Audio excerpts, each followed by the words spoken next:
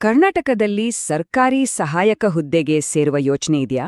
ಹಾಗಿದ್ರೆ ಸಂಬಳ ಎಷ್ಟು ಸಿಗತ್ತೆ ಅನ್ನೋದು ಎಲ್ಲರ ಮೊದಲ ಪ್ರಶ್ನೆ ಅಲ್ವಾ? ಬನ್ನಿ, ಈ ವಿಶ್ಲೇಷಣೆಯಲ್ಲಿ ಒಬ್ಬ ಪ್ರಥಮ ದರ್ಜೆ ಮತ್ತು ದ್ವಿತೀಯ ದರ್ಜೆ ಸಹಾಯಕನಿಗೆ ತಿಂಗಳ ಕೊನೆಗೆ ಕೈಗೆ ಸಿಗೋ ಸಂಬಳ ಎಷ್ಟು ಅಂತ ನೋಡೋಣ. ಸರಿ, ಹಾಗಾದ್ರೆ ಸುತ್ತಿ ಬಳಸಿ ಮಾತಾಡೋದು ಬೇಡ, ನೇರವಾಗಿ ವಿಷಯಕ್ಕೆ ಬರೋಣ. ಹೊಸದಾಗಿ ಕೆಲ್ಸಕ್ಕೆ ಸೇರಿದ್ರೆ ತಿಂಗಳ ಕೊನೆಗೆ ಅಕೌಂಟ್ಗೆ ಬೀಳೋ ನಿಜವಾದ ಸಂಬಳವಾದ್ರೂ ಎಷ್ಟು? ಮೊದಲು ಫಸ್ಟ್ ಡಿವಿಷನ್ ಅಸಿಸ್ಟೆಂಟ್ ಅಂದ್ರೆ FDA ಬಗ್ಗೆ ಮಾತಾಡೋಣ. ಹುದ್ದೆಗೆ ಸೇರಿದ ತಕ್ಷಣ ತಿಂಗಳಿಗೆ ಕೈಗೆ ಬರೋದು ಅಂದಾಜು 51,000 ರೂಪಾಯಿಗಳು. ಇನ್ನು ಸೆಕೆಂಡ್ ಡಿವಿಷನ್ ಅಸಿಸ್ಟೆಂಟ್ ಅಂದ್ರೆ SDA ಹುದ್ದೆಗೆ ಬಂದ್ರೆ ಇಲ್ಲಿ ತಿಂಗಳಿಗೆ ಕೈ ಸೇರೋದು ಸುಮಾರು 39,000 ರೂಪಾಯಿಗಳು. ಓಕೆ, 51,000 ಮತ್ತು 39,000 ಅಂತ ಹೇಳೋದು ಸುಲಭ. ಆದ್ರೆ ಈ ನಂಬರ್ಗಳು ಬರೋದೇಗೆ? ಇದರ ಹಿಂದೆ ಒಂದು ಪಕ್ಕಾ ಲೆಕ್ಕಾಚಾರ ಇದೆ. ಬನ್ನಿ, ಒಂದು ಸರ್ಕಾರಿ ಸ್ಯಾಲರಿ ಸ್ಲಿಪ್ಪನ್ನೇ ಬಿಡಿಸಿ ನೋಡೋಣ ಒಂದೊಂದಾಗಿ. ಯಾವುದೇ ಗವರ್ಮೆಂಟ್ ಸಂಬಳದ ಲೆಕ್ಕಾಚಾರ ಶುರುವಾಗೋದೇ ಅದರ ಅಧಿಕೃತ ಪೇ ಸ್ಕೇಲ್ ಅಥವಾ ವೇತನ ಶ್ರೇಣಿಯಿಂದ. ಇದು ಸಂಬಳದ ಅಡಿಪಾಯ ಅಂತಾನೆ ಹೇಳ್ಬೋದು. ಇಲ್ಲಿ ನೋಡಿ, ಪ್ರತಿಯೊಂದು ಹುದ್ದೆಗೂ ಒಂದು ರೇಂಜ್ ಇರುತ್ತೆ. FDAಗೆ ಶುರುವಾಗೋದು 44,425 ರೂಪಾಯಿಂದ, SDAಗೆ ಶುರುವಾಗೋದು 34,100 ರೂಪಾಯಿಂದ. ಇದನ್ನೇ ಬೇಸಿಕ್ ಪೇ ಅಂತ ಕರೆಯೋದು. ಕೆಲ್ಸ ಮಾಡ್ತಾ ಅನುಭವ ಜಾಸ್ತಿ ಆದ ಹಾಗೆ ಈ ಬೇಸಿಕ್ ಪೇ ಕೂಡ ನಿಧಾನವಾಗಿ ಜಾಸ್ತಿ ಆಗ್ತಾ ಹೋಗುತ್ತೆ ಆ ರೇಂಜ್ನ ಕೊನೆ ತನಕ. ಆದ್ರೆ ಕಥೆ ಇಲ್ಲಿಗೆ ಮುಗಿಯಲ್ಲ. ಈ ಬೇಸಿಕ್ ಪೇ ಅನ್ನೋದು ಕೇವಲ ಸ್ಟಾರ್ಟಿಂಗ್ ಪಾಯಿಂಟ್.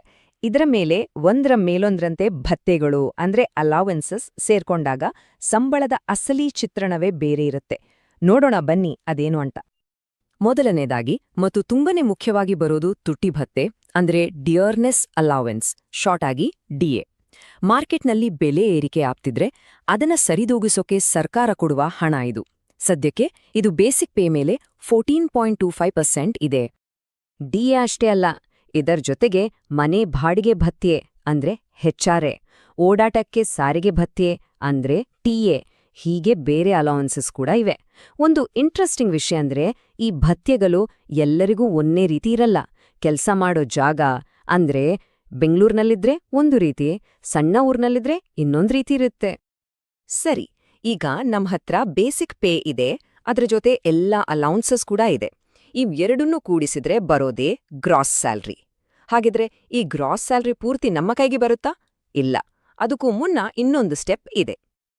ನೋಡಿ, ಈ ಇಡೀ ಲೆಕ್ಕಾಚಾರವನ್ನ ಎರಡು ಸಿಂಪಲ್ ಸ್ಟೆಪ್ಸಲ್ಲಿ ಅರ್ಥ ಮಾಡ್ಕೋಬಹುದು. ಮೊದಲನೇದು ಬೇಸಿಕ್ ಪೇ ಜೊತೆ ಎಲ್ಲಾ ಅಲೌವೆನ್ಸಸ್ ಸೇರಿಸೋದು, ಆಗ ಸಿಗತ್ತೆ ಗ್ರಾಸ್ ಸ್ಯಾಲರಿ. ಎರಡನೇ ಸ್ಟೆಪ್, ಆ ಗ್ರಾಸ್ ಸ್ಯಾಲರಿಯಿಂದ ಕೆಲವೊಂದು ಕಡಿತಗಳನ್ನ ಅಂದ್ರೆ ಡಿಡಕ್ಷನ್ಸ್ ಅನ್ನ ಮೈನಸ್ ಮಾಡೋದು, ಆಗ ಉಳಿಯೋದೇ ನಮ್ಮ ಇನ್ ಹ್ಯಾಂಡ್ ಸ್ಯಾಲರಿ ಅಂದ್ರೆ ಕೈಗೆ ಸಿಗೋ ಸಂಬಳ. ಈ ಟೇಬಲ್ ನೋಡಿದ್ರೆ ಪೂರ್ತಿ ಚಿತ್ರಣ ಸ್ಪಷ್ಟವಾಗಿ ಅರ್ಥ ಆಗುತ್ತೆ. FDA ಉದಾಹರಣೆ ತಗೊಳ್ಳೋಣ. 44,425 ರೂಪಾಯಿ ಬೇಸಿಕ್ ಪೇಗೆ ಸುಮಾರು 6,340 ರೂಪಾಯಿ DA ಮತ್ತೆ ಬೇರೆ ಅಲೌವೆನ್ಸಸ್ ಎಲ್ಲ ಸೇರಿ ಗ್ರಾಸ್ ಸ್ಯಾಲರಿ ಆಗತ್ತೆ ಸುಮಾರು 56,000 ರಿಂದ 57,000. ಅದರಿಂದ PF, ಟ್ಯಾಕ್ಸ್ ಅಂತ ಒಂದಷ್ಟು ಹಣ ಕಟ್ಟಾದ್ಮೇಲೆ ಕೊನೆಗೆ ಕೈಗೆ ಸಿಗೋದು 50,000 ರಿಂದ 52,000 ಒಳಗೆ. ಇದೇ ರೀತಿ SDA ಲೆಕ್ಕಾಚಾರವನ್ನು ಗಮನಿಸಬಹುದು. ಹಾಗಾದ್ರೆ ಆ ಡಿಡಕ್ಷನ್ಸ್ ಅಂದ್ರೇನು? ಅದೇನು ದೊಡ್ಡ ರಾಕೆಟ್ ಸೈನ್ಸ್ ಅಲ್ಲ. ನಮ್ಮ ಸಂಬಳ ಅಕೌಂಟ್ಗೆ ಬರೋಕ್ಕಿಂತ ಮುಂಚೆ ಅದರಿಂದ ಒಂದಷ್ಟು ಹಣವನ್ನ ಸರ್ಕಾರನೇ ಕಟ್ ಮಾಡುತ್ತೆ. ಇದು ಮುಖ್ಯವಾಗಿ ನಮ್ಮ ಭವಿಷ್ಯ ನಿಧಿಗೆ ಅಂದ್ರೆ ಪ್ರಾವಿಡೆಂಟ್ ಫಂಡ್ PF ಮತ್ತು ವೃತ್ತಿ ತೆರಿಗೆಗೆ ಹೋಗುತ್ತೆ. ಇದೊಂಥರ ನಮ್ಮ ಹೆಸರಲ್ಲೇ ಆಗೋ ಕಡ್ಡಾಯ ಉಳಿತಾಯ. ಸರಿ, ಇಷ್ಟೆಲ್ಲ ಲೆಕ್ಕಾಚಾರ ನೋಡಿದ್ವಿ. ಆದ್ರೆ ಒಂದೇ ಪೋಸ್ಟ್ನಲ್ಲಿ ಕೆಲಸ ಮಾಡೋ ಇಬ್ರು ಸ್ಯಾಲರಿ ಸ್ಲಿಪ್ ನೋಡ್ರೆ ಅದರಲ್ಲಿ ಯಾಕೆ ವ್ಯತ್ಯಾಸ ಇರುತ್ತೆ? ನಾವು ಹೇಳಿದ ಅಂದಾಜು ಮೊತ್ತಕ್ಕೂ ನಿಜವಾಗಿ ಕೈಗೆ ಬರೋ ಸಂಬಳಕ್ಕೂ ಯಾಕೆ ಚೇಂಜ್ ಇರ್ಬೋದು? ಬನ್ನಿ, ಅದಕ್ಕೆ ಕಾರಣ ಏನು ಅಂತ ನೋಡೋಣ. ನಮ್ಮ ಕೈಗೆ ಬರೋ ಸಂಬಳವನ್ನ ನಿರ್ಧಾರ ಮಾಡೋಕೆ ಕೆಲವು ಪ್ರಮುಖ ಅಂಶಗಳಿವೆ. ಮೊದಲನೇದು ಕೆಲ್ಸ ಮಾಡೋ ಜಾಗ. ಬೆಂಗಳೂರಿನಲ್ಲಿರೋರಿಗೆ ಸಿಗೋ HRA ಒಂದು ಸಣ್ಣ ಊರಲ್ಲಿರೋರಿಗಿಂತ ಜಾಸ್ತಿ ಇರುತ್ತೆ. ಎರಡನೇದು ಸೀನಿಯಾರಿಟಿ, ವರ್ಷ ಕಳೆದಂತೆ ಸಂಬಳ ಜಾಸ್ತಿಯಾಗುತ್ತೆ. ಮೂರನೇದು ಸರ್ಕಾರ ಕಾಲಕಾಲಕ್ಕೆ DA ಪರ್ಸೆಂಟೇಜ್ ಬದಲಾಯಿಸುತ್ತೆ. ಹೀಗೆ ಹಲವು ಕಾರಣಗಳಿಂದ ಪ್ರತಿಯೊಬ್ಬರ ಪೇ ಸ್ಲಿಪ್ ಯುನೀಕ್ ಆಗಿರುತ್ತೆ. ಹೀಗೆ ಈ ಆರಂಭಿಕ ಸಂಬಳ ಅನ್ನೋದು ಕೇವಲ ಮೊದಲ ಹೆಜ್ಜೆ ಅಷ್ಟೇ.